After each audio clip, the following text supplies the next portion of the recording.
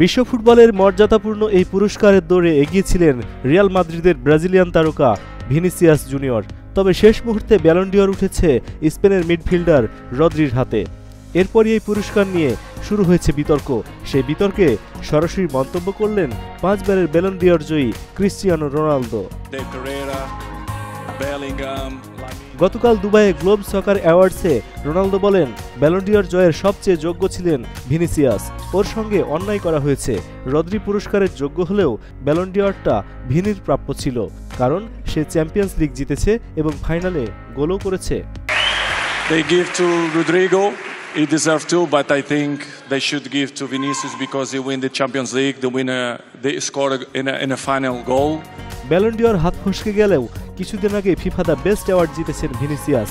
গেল মৌসুমে রিয়ালের হয়ে লা লিগা, চ্যাম্পিয়ন্স লিগ এবং স্প্যানিশ সুপার কাপ জেতার পাশাপাশি চ্যাম্পিয়ন্স লিগের মৌসুম সেরা খেলোয়াড় হয়েছিলেন তিনি। অন্যদিকে রদ্রি ম্যানচেস্টার সিটির হয়ে premier league, UEFA super cup এবং ক্লাব বিশ্বকাপ জেতার পাশাপাশি স্পেনের হয়ে ইউরো জিতে টুর্নামেন্টের সেরা খেলোয়াড় নির্বাচিত হন। বিশ্লেষকদের ধারণা, ইউরো জিতেই রদ্রি ব্যালন ডি'অর দৌড়ে ভিনিকে পেছনে ফেলেছেন। তবে এবারের ব্যালন ডি'অরের সংক্ষিপ্ত তালিকাতেও জায়গা হয়নি রোনালদোর। এ নিয়ে ফরাসি সাময়িকী ফ্রান্স ফুটবলের সমালোচনা করে এ তারকা বলেন, এই অনুষ্ঠানগুলো সবসময় এভাবেই কাজ করে। এ কারণে তিনি গ্লোব সকার অ্যাওয়ার্ডসকে পছন্দ করেন। কারণ হিসেবে তাদের সততাকে সামনে এনেছেন CR7।